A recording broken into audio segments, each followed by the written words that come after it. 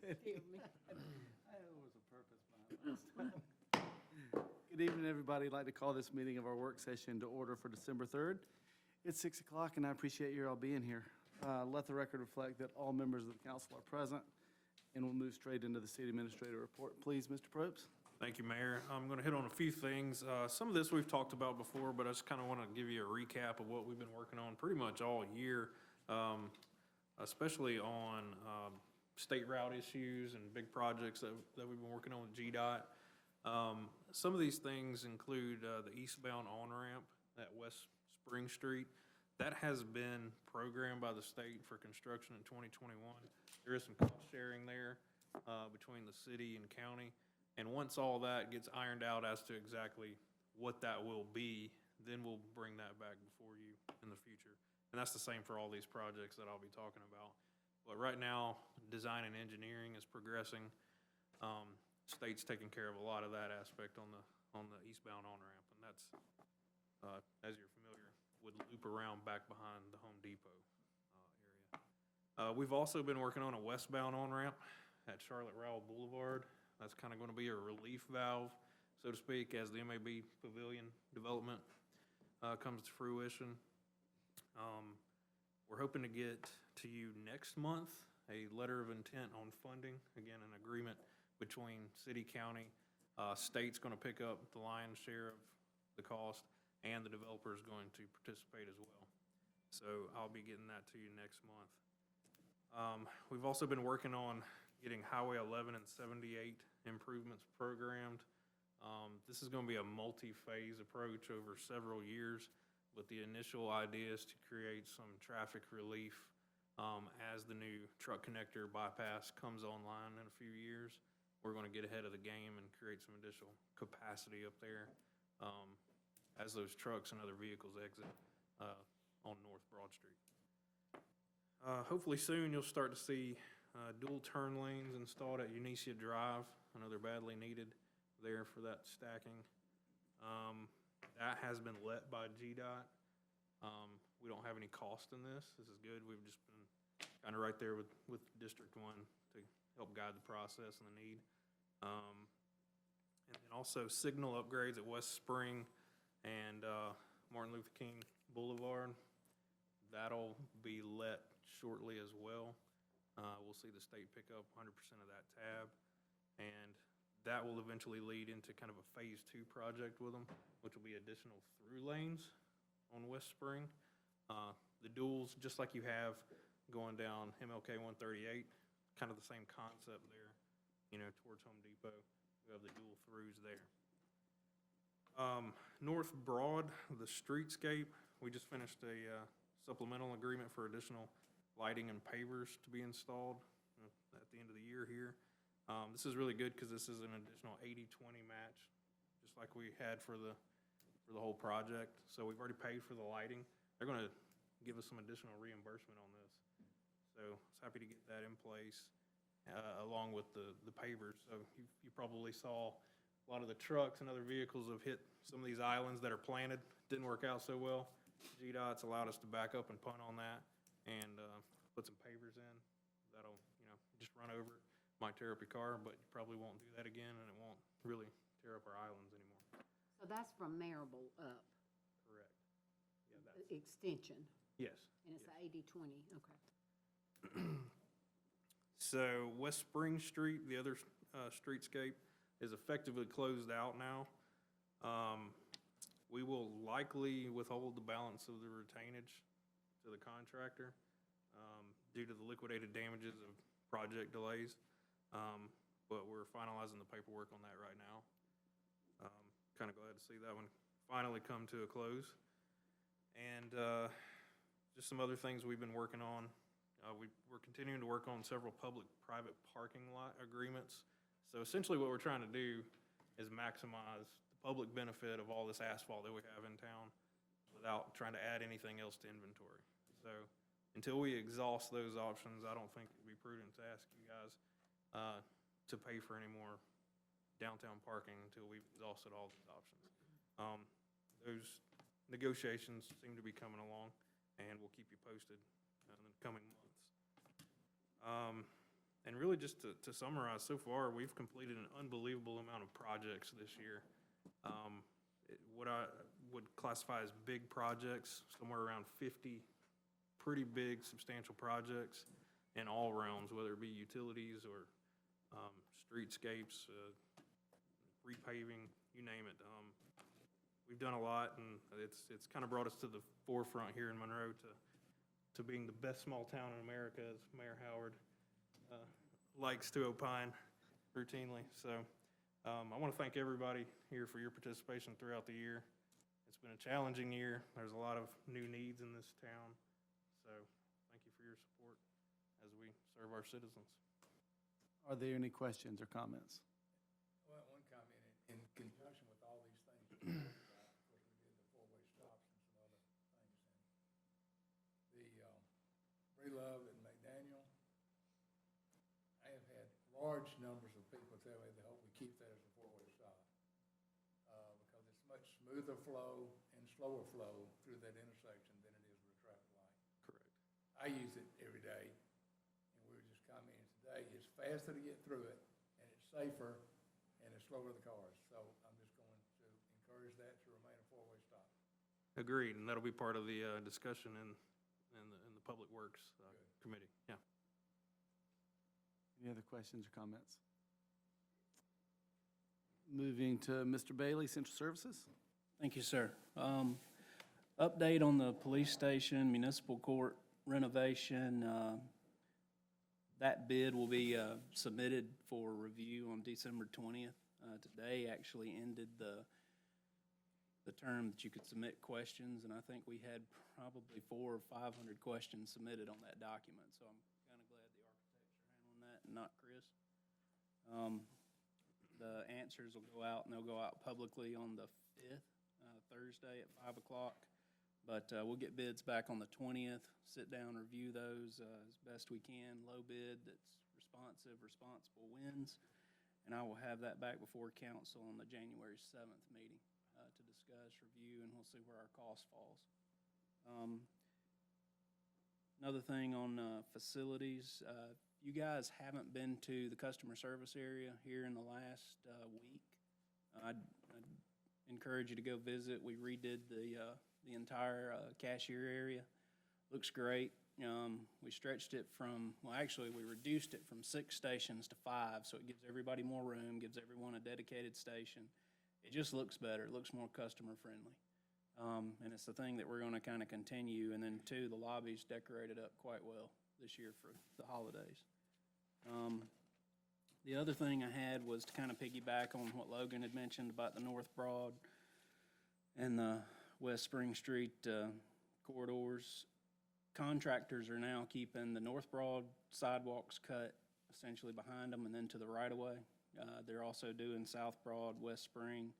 They'll maintain that. If there's any situation you ever see to where it looks like we've missed, because we try to catch what the business owners don't necessarily hit in front of theirs just to keep it looking good, since we've spent so much time and effort and money on those sidewalk areas. So just let me know and we'll have them hit it. But any questions, I'll be glad to answer. Do those business owners ever mow their grass? They do. Right there in front of Quality Foods, they tend to do theirs pretty regular.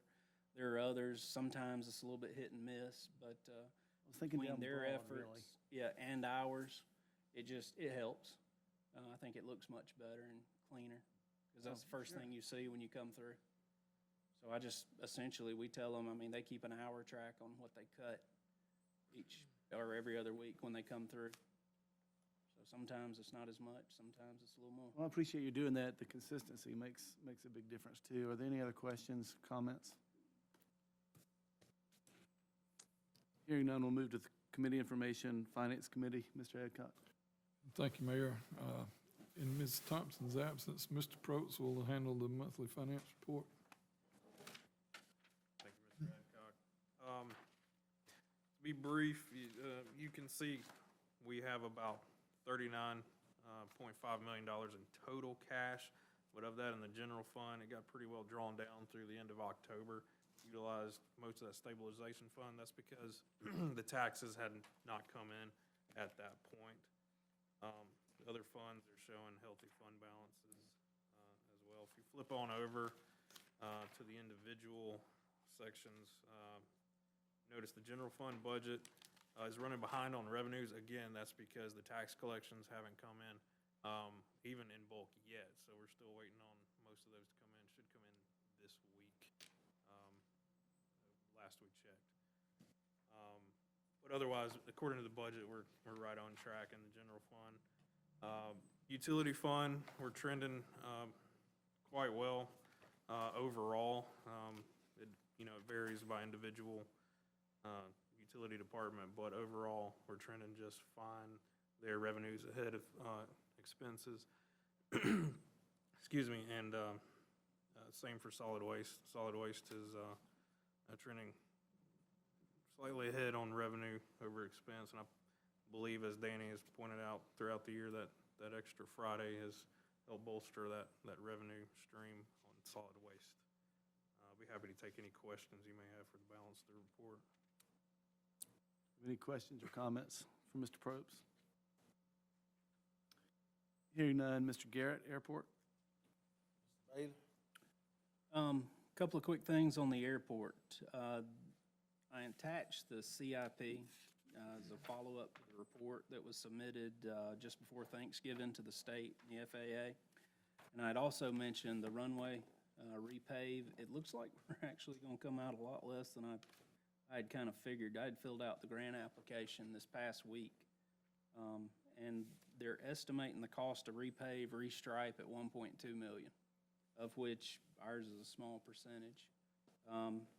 And then add to that, we have that one 750-foot section that I had mentioned that's deteriorating a little faster than others. So there may be a little bit of an additional cost to that, but I think it should stay pretty close to that number. And as soon as I know something on whether or not we've been awarded that actual construction of that, I'll let you know. Then the other thing is there's DOT is putting together a visitor estimate kind of statewide airports, and it was attached as the last attachment. You can kind of see that they estimate based on the other state studies that they've done for our airports of our size, location, estimated arrivals from out of state, in-state, and just they use that to base our funding levels throughout the year and to fulfill our CIP wish list. So, any questions, I'll be glad to take them. Are there any questions or comments for Mr. Bailey or Mr. Garrett? Hearing none. Chris, did you want to? Yeah, I'll jump on to the next item. This is one that's kind of been a hot topic, hangars built at the airport. We've actually had a private entity come to us, and they are looking to lease an area, which would be on the very last pages on the Richard Parsons side that runs parallel with the runway, to build a 16-unit T-hangar, which would double what we currently have with 2 8-units.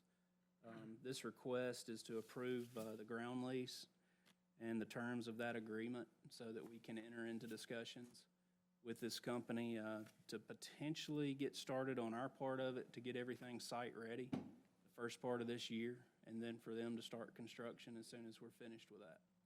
So essentially, we've got everything written as a 50-year lease with a 50-year renewable option. Terms are all within it. Attorneys have reviewed and given us the okay, and everything looks good. So just need a motion approval and answer any questions we've got on it. Chris, as far as rent on those individual units, does this private entity have the option to charge whatever they care to charge? Yes and no. We've asked that their minimum be what our rates are, and their maximum is driven by the market. So, I mean, if they can get $600-700, which I don't suspect them asking that much, they can, just because supply and demand. But they will have to match what we currently charge as a minimum. And will they be obligated to hold our waiting list? We can certainly request that they do that. I know that they asked for the list, and I think that would be respectful of those that have been on it for so many years. Right. So, absolutely. They'll follow our standard operating procedures, everything. We still have the authority to police the hangars themselves. It's a win-win situation for us. This is something, we discussed, at the end of last year, I believe, and we had the cost of everything come up of what it would cost us to build an 8-unit, and they're now gonna go in and build a 16-unit. So I hope with this ground lease approval that we can truly get the ball rolling and get this done. Does this need to be approved tonight or next week? Need a committee approval tonight. I'll move we approve, the ground lease for the T hangars to be built, recommended council. Second. Can we get a second? Second. We, I guess we'll move it to next week You want to vote? You want to vote? on, to be approved. If there's no other questions, that will be all. You want to vote on it as a committee before it comes next week? I know you got We to. need to vote on it. Everyone in favor? Aye. Anyone opposed? That passed, we will vote on it next week at full committee. Thanks. Thank you. Thank you, Mr. Garrett. Thank you, Mr. Bailey. Moving to Public Works, Mr. Dickinson. Solid waste report, Mr. Smith. Thank you, Mr. Dixon. Just want to report on the transfer station tonnage. Like Logan mentioned, we've been extending hours on Fridays from 12 to 5, and for the month of October, we're up over 1,000 tons ahead of last year. We've pretty much generated surplus of over $38,000 up into at this point. And we will stay open the remainder of the year, mainly because of the holidays. The haulers are already liking that petition. Our projects, we're gonna push them over to next year. We do anticipate them getting done by the first quarter of next year. And I do want to highlight the holiday collection schedule, not only for Christmas and New Year's. Everybody's off schedule except for the Monday customers. Christmas holiday, starting December the 3rd, we're gonna double up. We're gonna, Mondays and Tuesday, customers gonna be collected. Christmas Eve, December 24th, Wednesday collection. On Wednesday, December 5th, Christmas Day, will be no collection. The day after, no collection. We're gonna collect Thursday customers on Friday, December the 27th. New Year's the following week. Monday collection will be on schedule. Tuesday collection will be on schedule. New Year's Day, there will be no collection. And Thursday, January 2nd, we're gonna collect Wednesday and Thursday customers. We did do bill inserts. We anticipate putting it on social media because it's gonna be a different schedule. So we wanna make sure we take care of all the customers. So just kind of look out for at least the social media part. And like I said, we do have them in the bill insert, so they should get a copy of the schedule. And the only other thing I have is the automated side loader truck. We did set it out a month ago, 3 weeks ago. It is on schedule. We are getting a little feedback about overflow. The truck is designed for just picking up carts, and the overflow, we do make arrangement for it, but during the holiday schedule, we're gonna be running all trucks, so we're gonna collect everything, so that shouldn't be a concern about not getting picked up. If you do have a concern, if you got a missed pickup, just make sure you call the office and we'll take care of it. I answer any questions that you may have. I do want to point out also that we're going to incorporate the truck for the remainder of the collection routes by the end of the quarter of next year. We want to give time for customers to get used to the idea. A notice of, knowing how to set them out. All right, are there any questions for Mr. Smith? All right, hearing none, Streets and Transportation, Mr. Still. Thank you, Mr. Dickinson. Just highlighting a few areas from the report from October. Our sign and marking division completed 77 units of work, primarily installing 18 new signs throughout the city. Our fleet maintenance division completed 62 units of work, doing preventative and corrective maintenance throughout the fleet. Currently, our street crew is, we've put out about probably 40 tons of cold patch. We found some good mix of the cold patch, and that's what we're doing utility cuts with now, and they've spent the last week and a half probably going through the city, and I don't have the number, but they've done a great number of utility cuts throughout the city, smoothing up some of those transitions from existing to current places where the patches were made. Our leaf truck is out and running. They've ran 4 days, and we're still on the Monday route. There's a lot of leaves out right now. So be patient with those. That truck's running, and it's coming, but it's coming slow. So it'll get there. We're gonna stay on the route and progress through that as we can. The biggest thing, as Mr. Larry Bradley alluded to earlier in Mr. Probst's report, is a week ago, the red light at McDaniel and Breedlove went out. It's the oldest system in the city. We got some prices to put it back as is. It's just under $15,000. But like Mr. Bradley stated earlier, we've had nothing but positive comments about the existing four-way stop there. So you can discuss, if you will, a $15,000 repair, or a couple $100 to make the four-way stop permanent. There have to be a few signs changed. I think it works better as a four-way stop for various reasons that Mr. Bradley discussed: control speeds, forced stop, easier turns left and right. So we can do whatever y'all decide to do there. Just makes more sense to me to leave it there as a four-way stop instead of a signaled intersection. What is the cost of those solar speed devices that I guess they're solar? They're a couple thousand. I'd love to see us put money there. We have ordered a couple extra ones since our last meeting. So we can definitely use some of that money there. I'd be glad to take any questions. Questions for Mr. Can that, Still? if we do repairs to that traffic light, do we have other uses for that in town? Other uses for, If we take that traffic light down, the light itself would not be changed, it's the control box.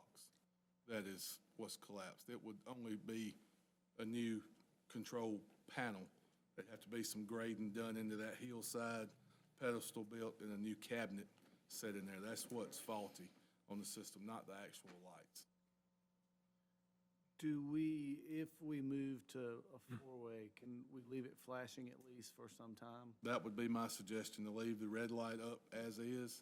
I know it's discussed with Mr. Thompson earlier in the day that light does put some strain on those poles, but I think we could transition from those red lights into just a single light if needed, and would lessen the strain on those poles, but we would definitely need to be leaving the red lights flashing four ways until it's become well established. Do we need any motion for that or just direction? No, we can leave it informal and go from there.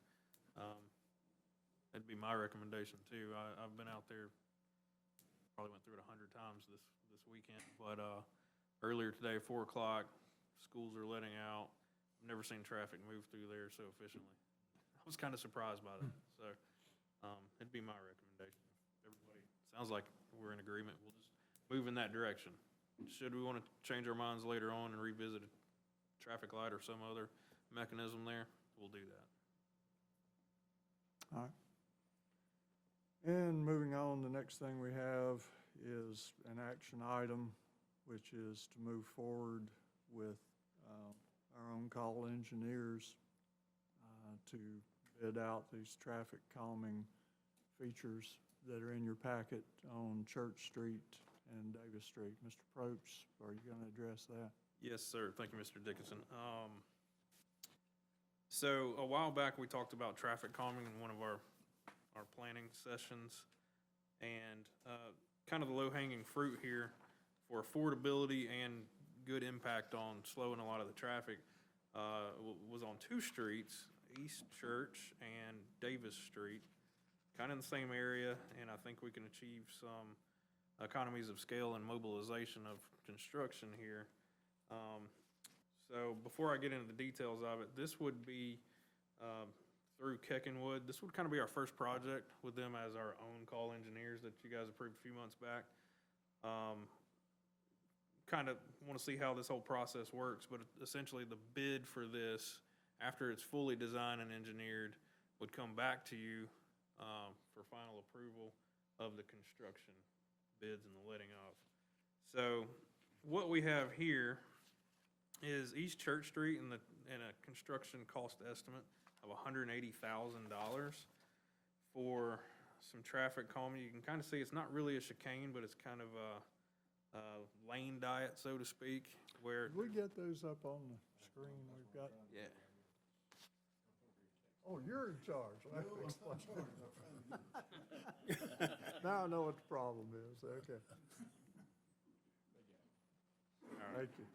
Can you go to Church Street? I think that was the first one in the packet. Yeah, so that, okay.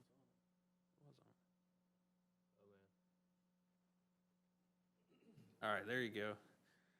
All right, you see, so there's several segments that would be placed in East Church Street, and basically they're little, kind of like what's on North Broad, but little medians, I guess you could say. Yeah, it is a form of median, but what it's going to do is choke down the lane a little bit and then bring it back out. So this is designed twofold to slow cars and discourage truck traffic on East Church Street. If these are run over, it's probably not going to destroy them. If enough trucks hit them, it might knock out a couple of them. But this was the best alternative we all kind of came up with as far as design. We had looked at chicanes, but in putting in a full chicane, we'd have to eat up some of that sidewalk, and then we'd have to get into right-of-way acquisition and so on and so forth. That really wasn't cost-effective, but this would be a cost-effective solution.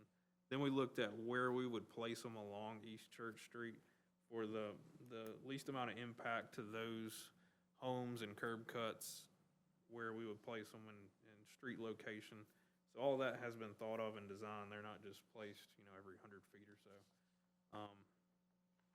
Logan, on the drawing, is the red part the raised part? What? Yes.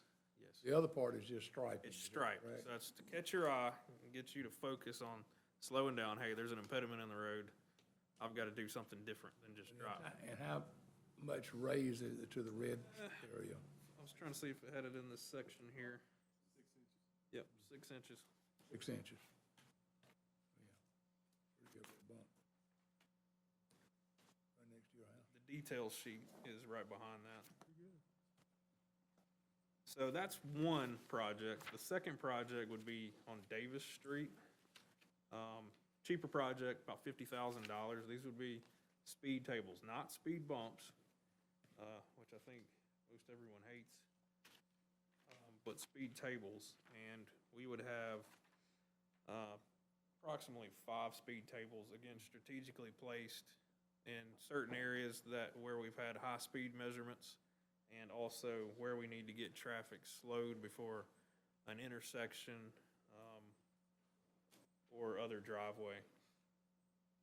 So I think there's a lot of bang for the buck here in these two designs. So a speed table, define that, please. All right, so if you turn over to the next page, it's about, almost 4 inches up, and then, okay. So it's a longer width, so instead of a speed hump that's about this width. You've got, a 8-foot section that you gotta drive across. So it's just the Yeah. raised. It's raised, levels out, and slips down again. The level part's 8 feet, is that correct? 10 feet. Yep, 5 and 5, 10. So, they're pretty sizable, so you're not gonna really scrape on them. I will say that these are used significantly in the neighborhood where my son lives in Atlanta, and it works extremely well there. That's worked very well. Yeah. I mean, this is something that could be done on Church Street as well. We just thought for the volume of traffic, it may not be as good or well received on East Church Street. Yeah, I don't think the tables work on Church Street. I think the little island things work much better. Well, anything to deter that truck traffic. Well, that plus speeding. I mean, obviously I live on that street. I walk, run up and down that street. I see kids out playing in their yards near the sidewalk.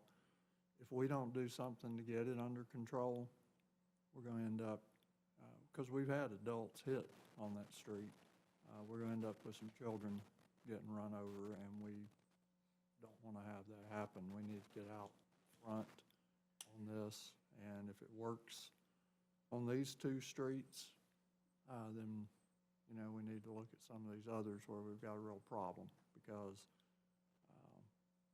folks just fly down that street, and I don't think people are ill-intentioned. I think folks just don't realize most of the time, how fast they're going. So we need to get out front on it is my perspective. Keckenwood is recommended that these medians or whatever, on Church Street are the best option? Yes, Or is it the best option for the price? I think that's probably the best option, as busy as it is. Like I said, chicanes will probably work better, but the cost is gonna be astronomical there too. Just in dealing with the right-of-way acquisition, new sidewalks you gotta pour, I don't think we could afford it. So, if it doesn't work, these things are pretty easy to tear out too. Right, plus the other thing is that the majority of that street is a historic district, and just for the historical integrity of the neighborhood, I think it's better that we go smaller rather than go in there and start tearing up sidewalks and yards and that kind of thing. We don't want to do that. No, agreed. So if you guys are agreeable with this, I can go ahead and green light Keckenwood after next week to proceed with that final design and engineering to get it to bid specs, and then once that's out, we'll bring those bids back to you. Quick question. Yes, sir. Why is that on Davis Street gonna stop right at Pine Park and not going out there? Let's see.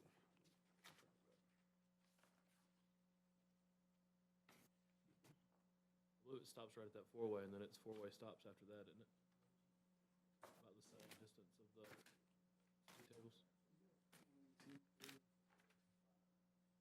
So that was where we had some speed studies done for all this, and this was the area identified as the highest level of incidence.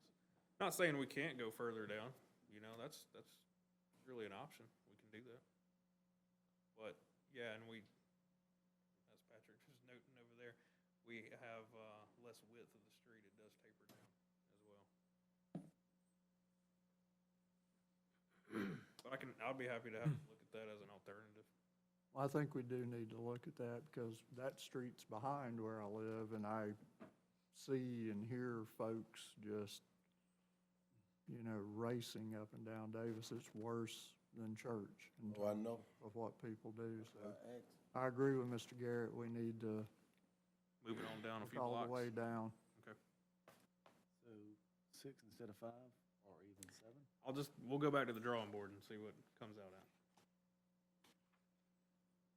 Because we have a lot of children that are in that area and they use the sidewalks, and I'm telling you, it's a disaster in the making if we don't get on it. Shouldn't be a problem, shouldn't be too expensive to extend that a little further down Davis. So do we need a motion from the committee? I would Yes, sir. appreciate one, yes. All right, so committee members, I would entertain a motion. Make a motion to proceed with the traffic calming features for East Church Street and Davis Street as I presented. have a motion by Mr. Little. Do I have a second? Second. Second by Mr. Adcock. Any discussion? All in favor, state aye. Aye. Any opposed? All right, that's unanimous. Thank you, sir. Moving to utilities, Mr. Nathan Little. Thank you, Mayor. Electric and telecom report, Mr. Thompson. Terminal thing. Yeah, thank you, sir. The big thing we have for this month is our contractor on Spring Street will be starting on Monday. We're meeting for a walkthrough with him tomorrow. Our ductile iron poles have shown up. They're at our warehouse. So we will get out to all y'all and on social media in every way possible, the traffic controls we're going to put in place. But the area of the work zone has a turning lane the whole way, so we'll be able to not close a lane, but still have an open lane, but maybe just close the turning lane. The pole mount and pad inspections, both are complete now. We came out very good with less than 4% reject on the poles and less than 2% on the pad mount equipment. And we have been preparing for the downtown parade and decorations. We finished the decorations this morning. And the parade, as y'all know, is Thursday night, and it will be televised as it has been the past 8 or 10 years, or actually past 15 years. And I'll take any questions y'all may have. Any questions for Mr. Thompson? Thank you, Brian. Sir. And Mr. Bailey's going to do water, sewer, gas, and stormwater report. Yeah, it's pretty quick on this one. Project related, Rodney had asked me to relay that everything is still ongoing that he was working on from previous months. I will update the council on a couple of things that I know that's been going on. I think he jinxed himself when he said the primaries were all working because 1 and 2 had went down here about 2 weeks ago, and they've been working to fix those. To which point I think they've got the repairs complete. They had a bar come loose and the change kind of fell in the primary. And then 2, I had in my report that we were working on the fountain out front, some repairs and whatnot, and I utilized some of his labor and crews to actually get that fixed yesterday. So wanted us up and going for the parade on Thursday night. Any questions, I'll do the very best I can. Any questions? Thank you, Chris. Yes. Mr. Probst is going to talk about the approval on the water transmission line. All right. Thank you, Mr. Little. So for quite a while now, we've been talking about the Loganville water transmission line. We finally got that design engineered. We've got probably 99% of that right-of-way acquired now.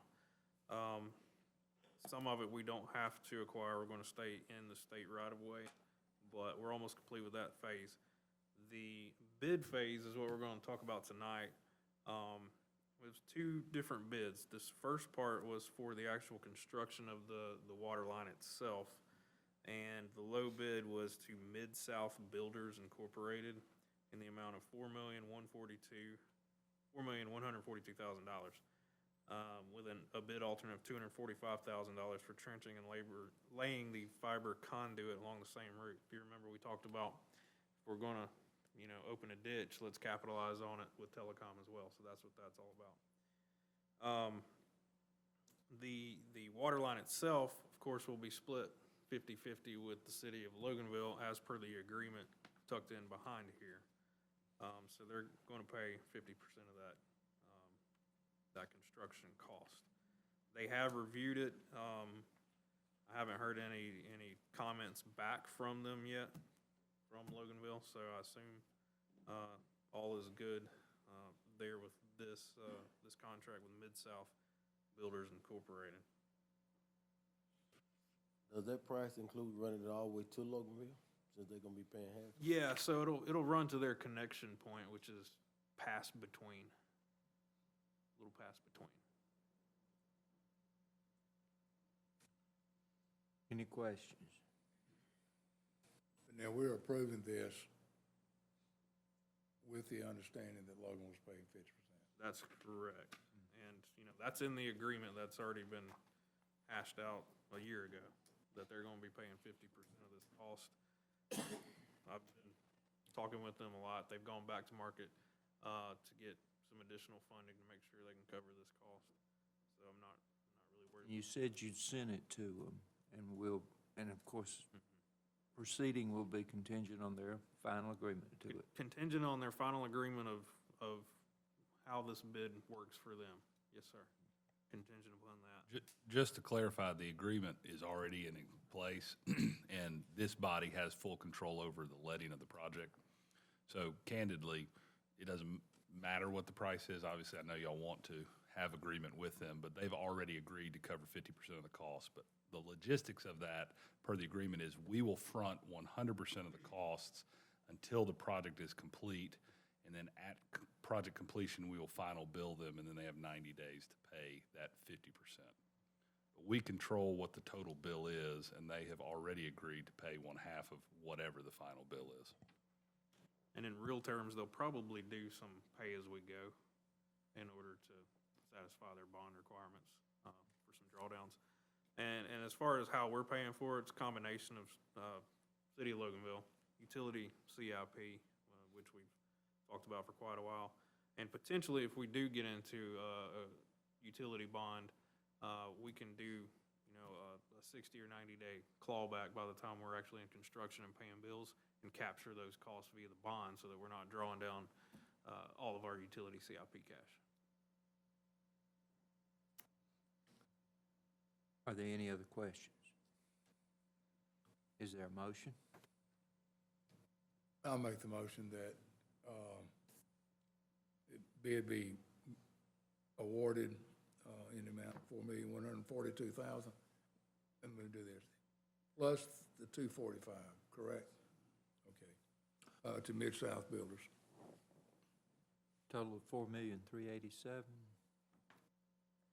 Well, it'd be $4,142,000 and then $245,000. So yes.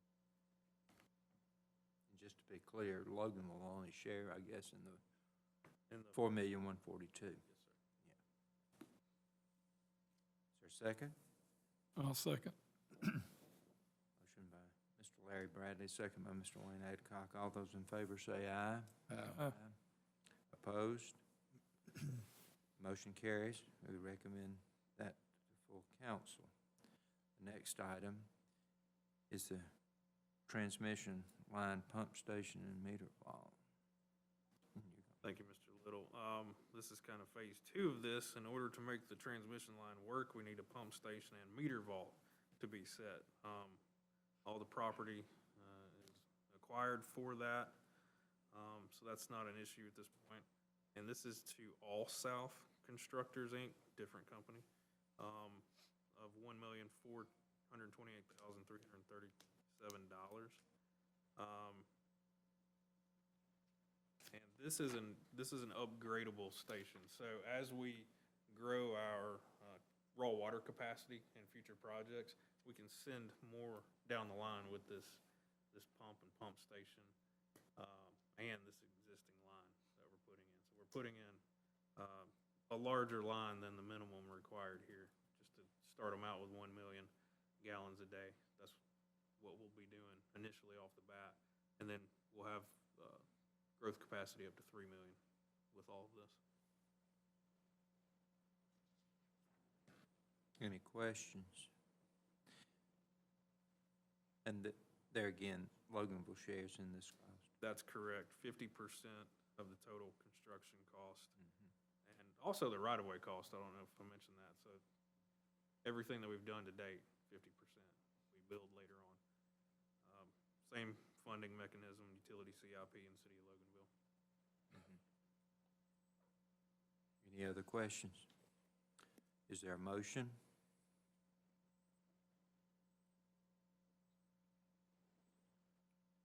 I'll make the motion to approve the bid from All South Constructors Inc. in the amount of $1,428,337 for the water transmission pump station and meter vault.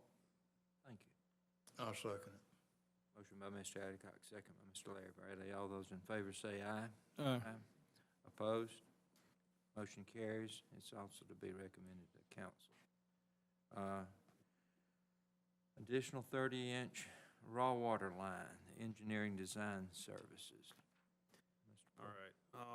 So this additional 30-inch raw water line is not just for City of Loganville by any means. This is to get us where we need to be in the future for the City of Monroe and all the customers we serve, especially a lot of the industrial customers that we're seeing come into town and residential growth. A study was done back in 2008 with Wiedemann and Singleton, our long-term utility engineers, to prepare a raw water line system for the City of Monroe. For whatever reason back then, probably, you know, the market economy, we decided not to proceed. Given that the time has expired with Georgia EPD, we have to resubmit this design and go back through the ringer. The good news is they can pretty much dust off the old plans, adjust to any new requirements from EPD that have happened over the last decade, and we're good to go. But this 30-inch line will definitely ensure decades of drinking water capacity for the City of Monroe. So I'm asking that we approve the design and engineering services to Wiedemann and Singleton for a new 30-inch raw water line from the Alcovey River to the water plant. The line was designed originally to supply what was needed for the water plant. The line that's there, I think, is only 24 inches, and it's old, very old. Yes, sir. Are there any other questions? Is there a motion? I'll make the motion that we approve a design and engineering services agreement with Whiteman and Singleton Incorporated for a 30-inch raw water line from the river to the water plant in the amount of $48,790. Motion by Mr. Bradley, is there a second? Second. Second by Mr. Adcock. All those in favor say aye. Aye. Opposed? Motion carries. We recommend that to full council. Thank you, Mayor. That's all we have. Thank you, Mr. Little, I appreciate it. Mr. Bradley, Public Safety? Mr. Yes. Larry Bradley, sorry. Have the report from the fire department from Chief Owens. Thank you, Mr. Bradley. Just a quick report for y'all. Overall, our numbers are just a little bit up. We're finally getting into cold weather, so our fire calls are going up over the last month. The only other things I really want to just point out is we did finish up all of our live fire training last month. That was multi-agency with Walton County as well. And then we did finish up all of our hose testing with all the fire hose at the department. And we're done with 2019 as far as maintenance testing and training, which doesn't happen very often. So be happy to answer any questions you guys have. Any questions for Chief? Okay, we'll go on to the police department. Watts, you do the report there. Thank you, Mr. Bradley. We had a pretty busy month for the month of October. Total calls for service was 1,728. Officers conducted 3,165 area checks in the city. Our Part 1, Part 2 crimes are up, and you're going to see that go up this time of year as we do every year as we go through the holidays. But I still, year-to-date compared to last year, we're still down in both of those Part 1 and Part 2 crimes. We did make 70 adult arrests, 7 juvenile arrests, and we participated in 15 different community events. One of the events that's pretty significant is our DEA drug take back, that we allow people who have outdated prescriptions to be able to bring it to the PD, a way to dispose of it without it getting back out on the streets. And we collected around 70-plus pounds of prescription medications off our streets here in Monroe. Two major events that we did have was, we had the one drive-by shooting over around Chestnut, that we received information that our suspect was at the Monroe Motor Inn. We were able to identify who the suspect was, which room he was in. We had a standoff for, several hours out there, but we were able to work collectively together with Fire, EMS, and with the Walton County Sheriff's Office and Georgia State Patrol, and able to bring that situation to a resolve without any harm to any citizens, to the suspect, and we were actually able to recover a weapon from the room in there as well. So that ended very calmly as it could be. Second incident we had was the incident of the armed robbery at the Kentucky Fried Chicken, and our officers worked swiftly on that and was able to make an arrest on that as well. So to have two major events and be able to resolve them pretty swiftly as we did, I'm very proud of how our officers handled those situations. And that's pretty much what we have. If you guys see the rest of it, if you have any questions, or I'd be happy to answer any questions if you have them. Anyone have any questions? We had on that Monroe Motor Inn, the Walton County Sheriff's Office allowed us to borrow that robot. Yes, absolutely. They have like a remote control car that has a camera on it, and it's pretty neat to see this thing work. And they brought it on scene. We were able to breach the door of the motel room and maneuver the vehicle inside, so we could check the bathroom areas and limit everything to the bed itself. And actually, Fire brought out their thermal system that can tell you if there's body heat in there. And when we looked, we could see the body heat over around the bed and air conditioning unit. So we knew he was in that area, and after giving verbal commands, he finally gave up and crawled out from under the bed. And I'm thankful for that. And actually, it was in that area that when we searched the room after the fact, underneath the carpet is where the weapon was hidden. I appreciate you all working together on that, and I think it's something to be real proud of. Absolutely. Any other questions for Chief? We have one action item from the police. Yes, you guys know Lieutenant Tracy Hanson. She's recently been detached out to the DEA Drug Task Force. It's the strike force unit. They work together with your FBI, ATF, U.S. Marshals. And part of being on that unit, they will send her to the DEA Task Force training, and she'll be going to training down in Charleston, South Carolina. This is of no cost to the city whatsoever. They'll cover her her lodging, her meals, and everything. The only thing that I'm asking for approval from the council is for her to be able to take her city-issue vehicle out of state to this training, but it's of no cost whatsoever to us. We'll say that it's a compliment to us to have Lieutenant Hanson serving on that task force. Absolutely. It benefits us greatly. That is just a huge networking for us to be able to reach out to those anytime. And if we have something that we need their assistance on, and they have a lot greater resources than we have that we can tap into. So any questions from the committee on this out-of-state travel? Do I have a motion for approval? I'll move we approve the out-of-state training. Mr. Ross Bradley, a motion. Do we have a second?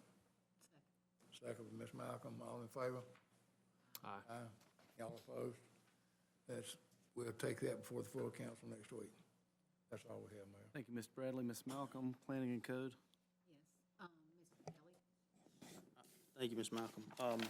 Just some of the highlights from the report you have there in front of you for the time frame of October of this year. We had 10 new businesses acquire business licenses. We had 9 that were closed. A couple of those closings were just change of ownership, so they offset one another. Ongoing major projects at this time, we have still Silver Queen under construction.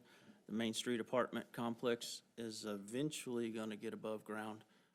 They've been moving that dirt for a while, like they're being punished by a drill sergeant. But anyways, they've got some concrete going in place now, and they're getting ready to get above ground with that project. And you may have noticed the Spring Street dentist office being built by the auto parts store. That's almost complete, and it looks really good. It's a complement to that corridor. Moving on down to the city marshal segment, we had 47 signs removed from the roadway. They wrote 212 repair cleanup notices, and those will probably be going up significantly since we have 2 now. but that's still quite a bit. They investigated 7 tampering cases and wrote 10 citations on those. And Historic Preservation issued 3 COAs. If you have any questions on any of that, I'll be happy to answer. Are there any questions? Thank you. Thank you, Ms. Malcolm. Mr. Ross Bradley, Economic Development. Thank you, Mr. Mayor. Ms. Croswick? See in the report, the big news is that the lights are all up and ready to go in Childers Park. And we had a very successful light parade. That's our bicycles and wagons parade that we do. Last year, we probably had about close to 200, 300 people there, which we thought was amazing. This year, there were a lot more than that. So even people were going through the park all night. So that was a great kickoff to that, and it'll be up all through the holidays. So please go visit if you haven't seen them yet. And the Public Works crews that put those together did an amazing job. Chris Croy kind of heads that up, and they worked really, really hard and screwed in lots of tiny bulbs. So please thank them. I think that's going to be a big draw during the holiday season, just like it was last year. Parade, Shop Small Saturday was good in downtown, so was Friday, Black Friday. We're getting great reports back from all stores and restaurants. And the big event of the season is our Christmas parade this Thursday night. It'll start at 6:30. The parade route is reversed this year, so we'll be starting right here by City Hall and going south and ending at the Mill area. We had our big meeting Monday night with all the entries, standing room only in here, and everybody's ready to go. We'll be staging all on Midland, Bold Springs Avenue, and everything will funnel through William Street back onto Broad to do the parade. So it's a full parade. We did have to cut off entries, and we've been turning people away for the last 2 weeks. So it should be a great one, like usual.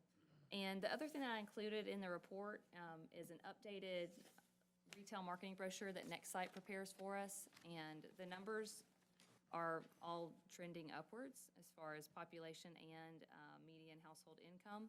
So that's a positive sign of growth in our area. And again, these numbers are a little different than the numbers that they can provide are a little different than the typical 5-minute drive time, 10-minute drive time, or the mile radius. They actually track cell phones and are tracking our actual customers to define our trade area.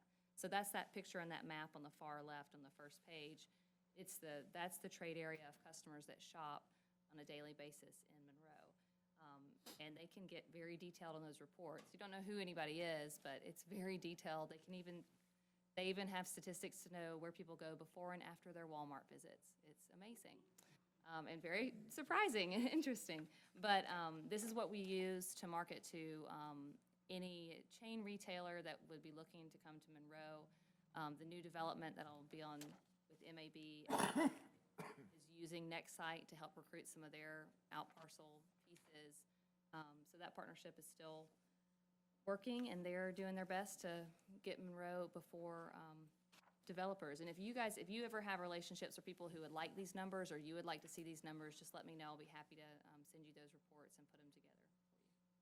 That's all I have. Any questions? All right. Thank you, Ms. Croswick, and thank you, Mr. Mayor. Thank you, sir. Thank you, Sadie. Ms. Crawford Parks. Thank you. Logan? Yes, ma'am. Quick update on the parks. We've recently hired a parks manager that's going to be reporting to Chris Bailey in Central Services. And that job is basically going to be, well, first order of business is to prepare kind of a stabilization and maintenance plan at each park location and be very detailed as to what needs to be rehabbed, torn down, so on and so forth. And create a plan for each park for immediate quick fixes. Like, can we just fill in some potholes or cut down some dead trees, remove some bad equipment, add some lighting for some security, things like that. And then also create, some medium-sized project list that we can do for some quick hit effect as well, such as, the building tear downs, trail improvements, simple beautification items that'll really go a long ways. And then, of course, eventually we'll parlay that with some funding, hopefully, to getting after that master plan for each one of our parks in the coming years. So we're excited to be able to kind of launch that into 2020, getting parks under our belt. Any questions? Question on, I know the parks money is to come from the SPOS, right? The capital, yes. Yeah, the capital part of the thing is, you know approximately how much we will gain per month from the SPOS that will be designated toward parks? So it's a 70-30, so 30%. It's probably, SPOS fluctuates. I'd say it's probably 30 to 40,000 a month. So if, once all this other stuff's done you're talking about just now, which I'm like seeing that, but if we identify a park that needs, we're gonna focus on, it's gonna cost, pick a number, $100,000, then we know it's gonna take us about 3 to 4 months, SPOS money to get it to pay for it. Yes. Is that? Under that effect, yeah. Okay. And of course, if it's a large capital improvement, we'll be bringing that back before you to approve each one of these major expenditures. Because we don't have that in the budget, which we'll talk about tonight, as specific CIP items yet. So, we'll bring that before. I was just trying to look at, how long does it take to do, like Matthews, for example? Yeah. We've got I'd love to see us get out and do Matthews. Correct. Because of the problems out there right now. Right, so once we get that lease back from the county, which all indications are they're ready to give that back to us, kind of waiting on county attorneys to send that over to us. But once we do that, I think that'll be part of the immediate quick fixes that we'll hit, try to stabilize some areas, tear down a couple of the old buildings if needed, just assess that, beautify it, enhance the trails that we have, maybe add a few more trails in there.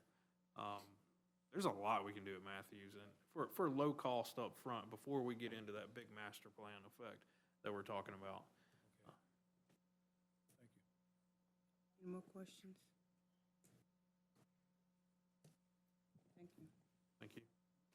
Thank you, Ms. Crawford. That does it for our committee reports. Moving to items for discussion, public hearing rezone, annexation of 0 Hardwood Road. Mr. Stone. Yes, thank you, Mr. Mayor. Currently, the description would be annexation of the rezone of the property.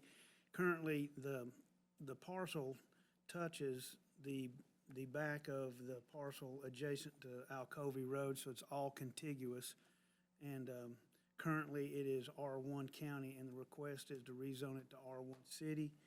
The applicant wishes to have it in the city limits in order to build a house to be on the utilities. Currently, we do have underground utilities such as sewer, water, and sewer, water, and gas. That's all available to the resident. So it's a single-family resident lot. It meets and exceeds all of our R1 requirements as far as lot size and road frontage. So the recommendation it would be a win for the city. If you've got any questions, this time, feel free to ask those. Are there any questions, Mr. Stone? That will be discussed next week. Moving to public hearing variance 310 North Madison Avenue, Mr. Stone. Yes, this property currently houses a single-family resident, which is to be demolished. There'll be 2 new single lots with family dwelling units. And currently, it's on R1A, which requires 75 feet. They request to have approximately 5-foot reduction for each lot, which is a 7% reduction. Currently, the lots will exceed the R1A as far as square footage. Currently, you gotta have 10,000 square feet. It'll be 18,000 square feet for each lot. Got any questions at this time? So the only thing they're needing is a width reduction? With the frontage reduction. I know the houses too will exceed the requirement as far as minimum square footage. One house is approximately 1,800 square feet, and the other one will be 2,200 square feet. Thank you. Are there any questions? Hearing none, moving to the appointment of the library board. There are 2 open seats on the Monroe-Walton County Library Board. Estella Bell and Lynn Warren's terms both ended July 1st. Since that time, there have been no applicants recommended by the Uncle Remus Library to fill those positions. I did receive a recommendation letter from Ms. Nancy Condon Bryan with the Uncle Remus Regional Library requesting that Mr. Joseph Boyd be appointed to fill one of the vacant seats on the library board. The proposed applicant will fill the position left vacant on July 1st, 2019 by Ms. Estella Bell, with the remainder of the 6-year term expiring on July 1st, 2025. Is Mr. Boyd present? If he comes, we will introduce him to the council next week. Do we need further discussion on that, Mr. Rosenthal? Next, appointment for the Downtown Development Authority, Convention and Visitors Bureau Authority, and Urban Redevelopment Agency. We have 3 seats available on the DDA, CVB, and the URA boards. Lisa Anderson and Whit Holder's terms are expiring December 31st. Both have confirmed they'd like to be reappointed for another 3-year term. Mr. Mike Gray will be stepping off the board at the end of the year because he no longer meets the qualifications as Lollipops is closed. Mr. Chris Collin with L.R. Berger, I think you all met last month, has applied to fill the unexpired term for Mr. Gray, and I am delighted that he is accepted, and he's standing right there in the back, or sitting right there in the back. Would you like to introduce, if you don't mind, stand up so you can all remember what his pretty face looks like? Would you like to explain why you would like to participate? Sure, absolutely. I appreciate you guys taking the time. I'll try to be quick because I know you guys have been sitting here for a while. The DDA is actually one of the reasons that our business came to the city of Monroe, and actually why my family eventually ended up moving here. And they did a great job recruiting our business and bringing us to the city of Monroe. And I'd kind of like to pay that forward and be involved with it so I can kind of give that back to the community. Our business is going great. Hopefully everyone's had a chance to come have a hamburger. I know I've seen a couple of familiar faces out there. Also something I feel like I can contribute to the DDA board is I do have businesses in downtown Lawrenceville. I've had a business in downtown Grayson and a business in Snellville. And so just things that I've learned from other cities, whether they be positive or negative, I can bring those to the table and hopefully lend some knowledge to the DDA and help recruit some other great businesses to come to the city. I'm also I'm excited about what's happening in the city, and I just want to be more involved with it. It's exciting to see all the passion that comes from everybody that's involved with everything that works for the city council, even the citizens. I was driving through the city last night with somebody that hadn't seen the lights on the trees, and they just moved to Monroe maybe about 6 months ago, but they haven't seen the downtown lights, and it was really cool to see their reaction. They were like, this is absolutely amazing to see a town that is dressed up this much for Christmas. So anyway, that's pretty much sums up why I'd like to be involved in it. And if you guys have any questions, I'd be happy to answer them. Anybody have any questions? Well, I tell you, our DDA board is really good, and I think you're a perfect fit for it, and I appreciate your offering to serve. Awesome. Thank you, guys. And thank you for bringing your family All right. to Monroe. Awesome. Thank you. Next, we have an appointment for the Planning Commission.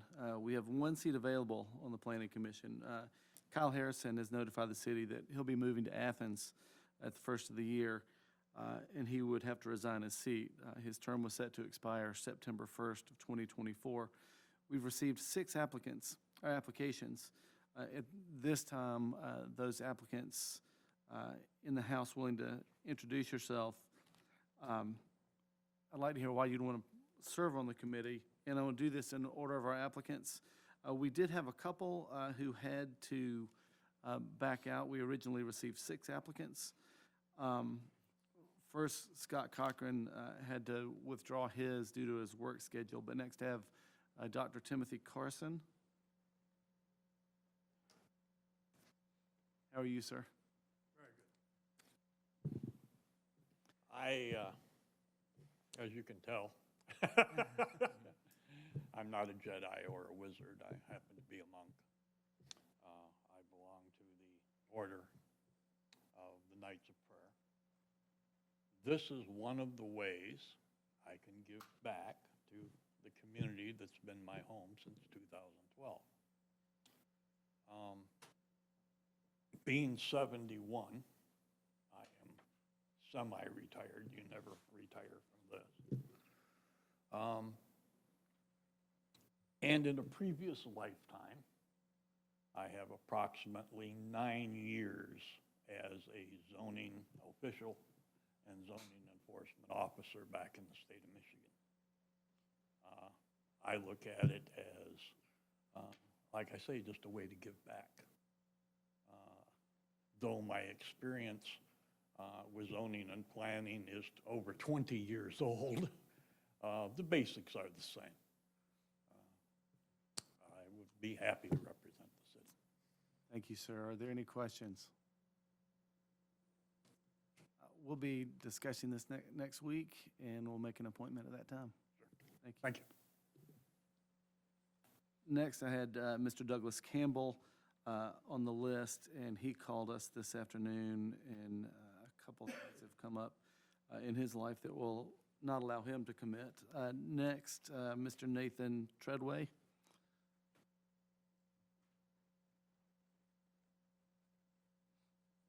Thank you for coming in.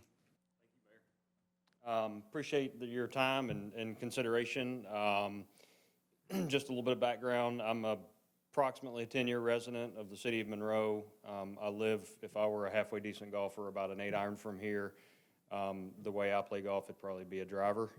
But my wife informed me when we moved here that this was our forever home, and we settled on Monroe. Not settled, we were chosen to live in Monroe because we loved the values and what it represented then, and we could kind of see where Monroe was headed at that point. At this point in my life, my children are older. I've got one about to go off to college. I've got another one that's going to be driving here in a couple of weeks. And that frees up a little bit more time for me. From a professional standpoint, I'm an executive with a company based in Lawrenceville, Georgia, where we manufacture sporting goods related products. We're about a $70 million company with international presence. We have about 250 employees worldwide. I report, as the CEO of the company, I report directly to a board of directors. So for me, I understand what it's like both working with a board, but also understanding what my constituents and my customers and my employees require, and finding that delicate balance. And I think on this particular committee, there's a lot of that goes into play.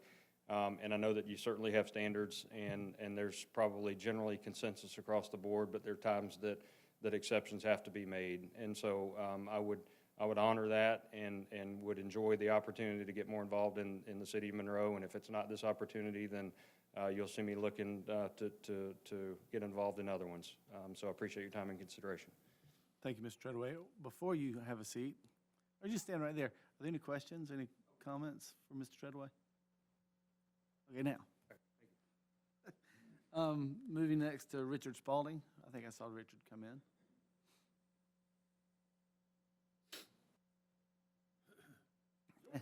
Thank you for coming. Thank you for giving me the opportunity to come up here and speak with you folks. Why would I want to accept this or be nominated for this position? I've been a citizen of Monroe since 2011. I have family roots that have grown up in Monroe for many, many years.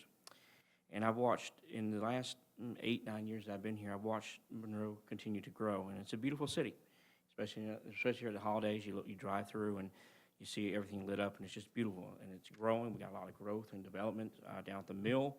We have the new shopping center development coming out here on 78. So there are things that are looking up, and I like to be involved in that. I want the opportunity to be able to, use my experience of being over 20 years of an architectural designer. I've designed well over probably 300 or 400 different buildings throughout Atlanta in the last 20 years, from residential to large commercial projects, small commercial projects, churches, and that sort of thing. So I think I'd make a good match for this particular position, and I would appreciate y'all's recommendation. Thank you. Thank you, sir, for coming in. Are there any questions for Mr. Spalding? We'll talk about it next week. Thank you. See Ms. Yarman in the audience. Come on up, please, Angela. Good evening, Mayor and Council. I'm Angela Yarman. I'm a lifelong resident, native of Monroe. I've lived here about 85% of my life. I did move away to go to college, and I spent a little bit of time working in Atlanta, but other than that, I've lived within the city limits my entire life. I graduated from Monroe Area High School. As far as why I applied for this, I really don't know. I don't even know how I found it on the website. I was just browsing one day, and I thought, that sounds fun and interesting, but I know you want a better answer than that as to why someone would want to serve on this planning commission. And the only answer I have for that is that I love this town. Present company excluded, of course, the mayor and council and staff here. You won't find a person in this community that loves this town more than I do. My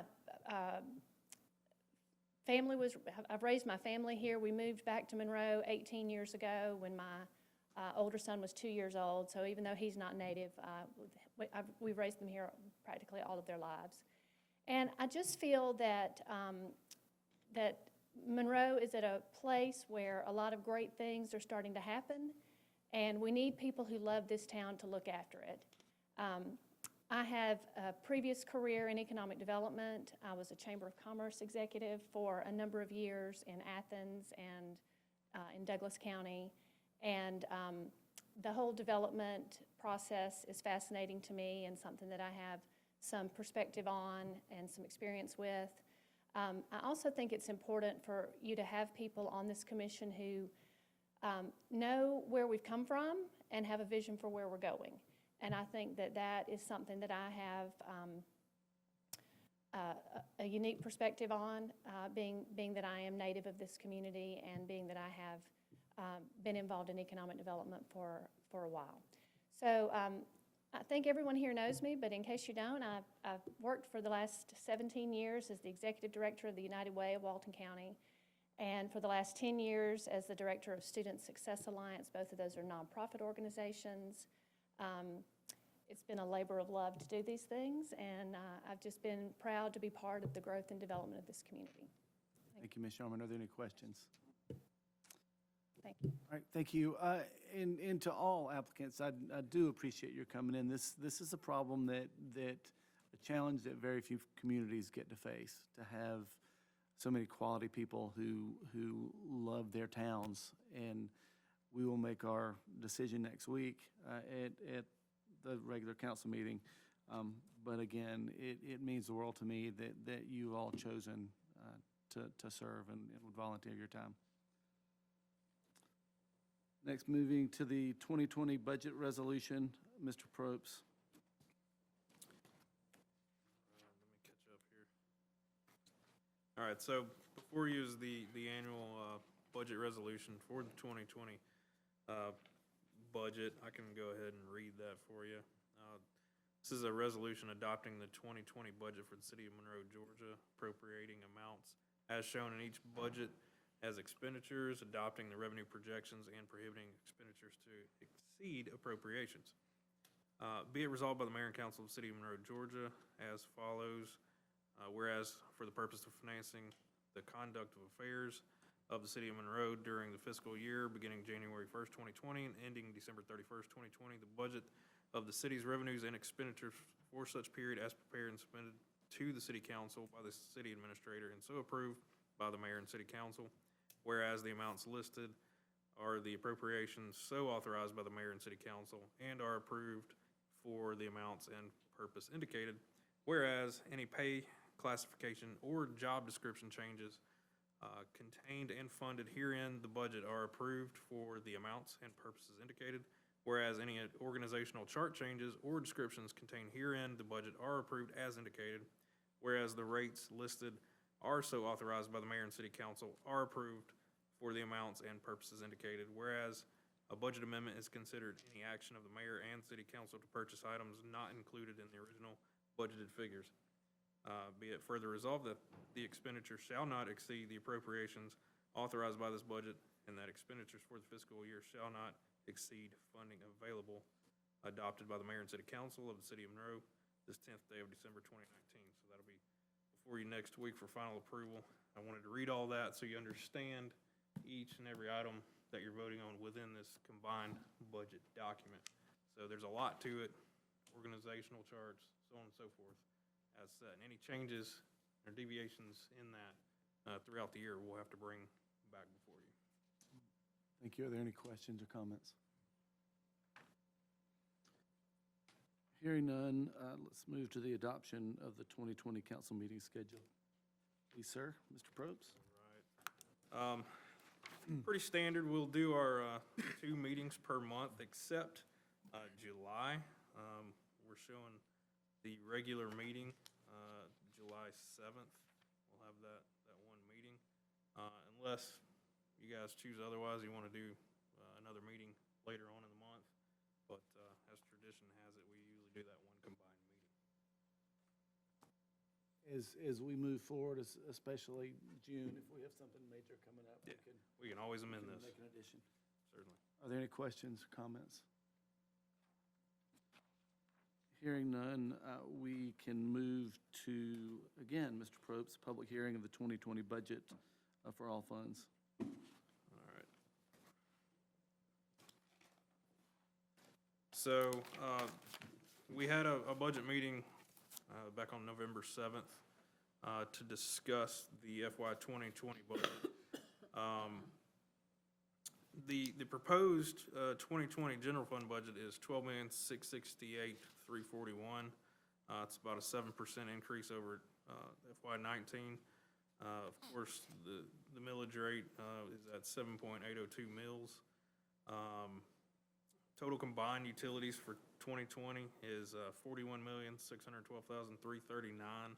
It's about a 4.4% increase over the prior year.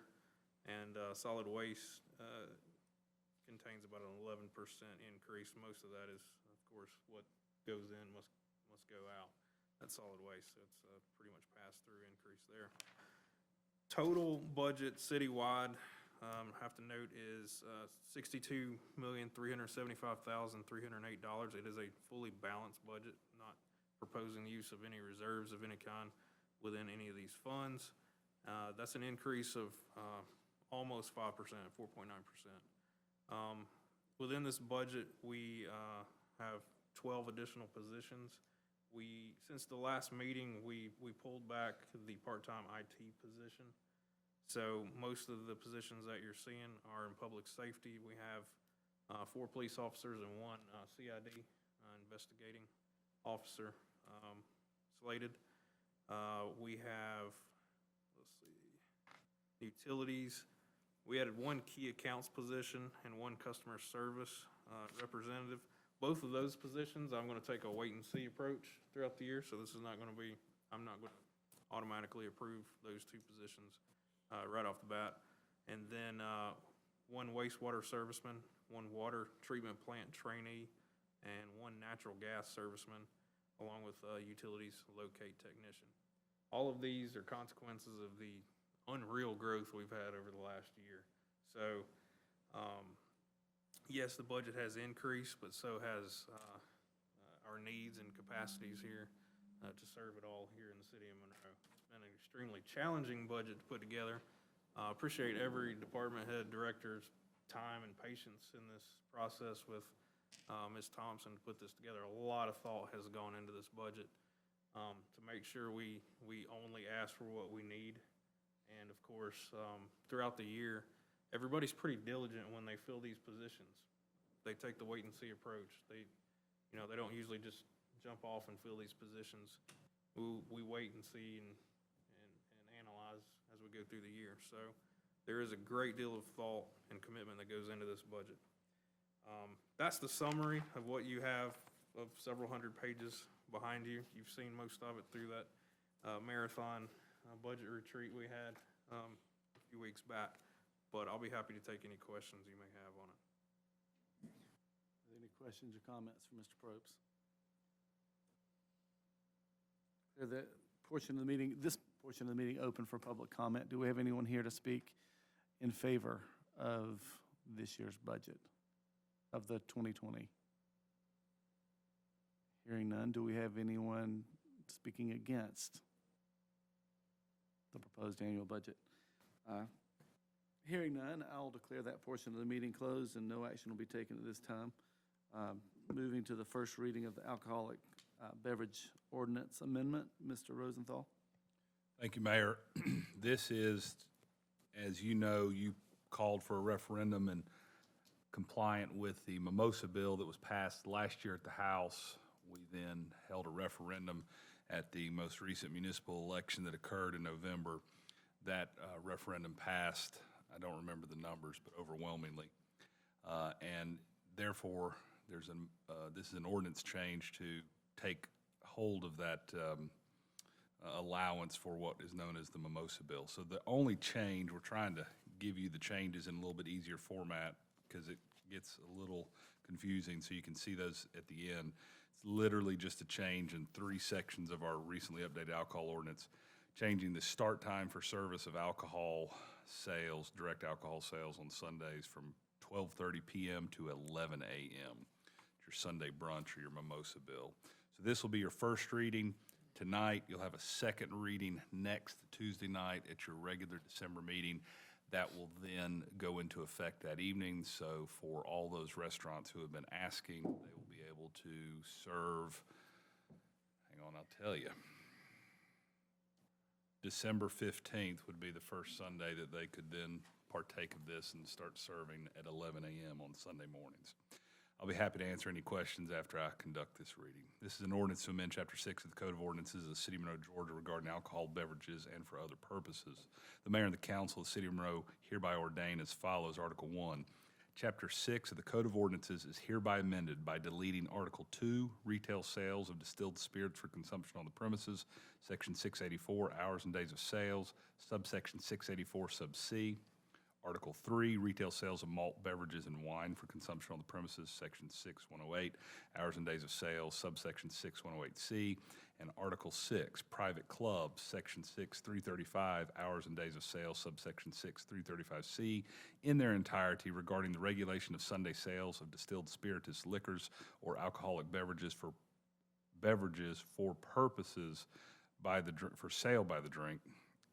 Typo we'll have to fix, and replace said subsections with the following in lieu thereof. Section 684, Hours and Days of Sales, subsection C, sub 1, 2, 3, 4, 5, and 6. Section 6108, Hours and Days of Sales, subsection C, sub 1, 2, 3, 4, 5, and 6. And section 6335, Hours and Days of Sales, subsection C. Article 2, all ordinances or parts of ordinances in conflict herewith are hereby repealed. Article 3, this ordinance shall take effect from and after its adoption by the mayor and the council of the City of Monroe, Georgia. This constitutes the first reading on the 3rd day of December, Mayor, and I'll be happy to answer any questions that you may have. Thank you, Mr. Rosenthal. Are there any questions or comments? Hearing none, prior to adjourning, I want to let everybody know that Kevin Little, our county commission chairman, today announced that he will step down after his 5th term is up at the end of next year.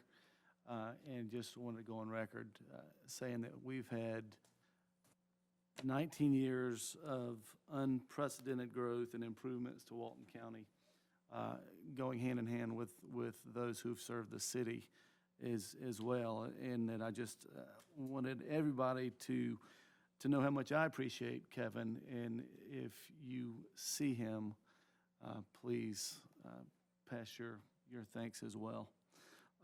Also want to remind everybody, like Sadie said, we have the Christmas parade on Thursday night. We're moving from north to south, so we'll be starting just across the street, finishing at Mears and circling back around for that.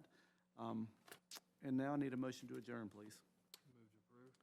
I have a motion by Mr. Little. Mr. Bradley, Mr. Ross Bradley, do I have a second? You were soft-spoken tonight, Ross. A second by Ms. Malcolm. All in favor, signify by saying aye. Aye. All opposed, like sign. Motion carries. Thank you, everybody.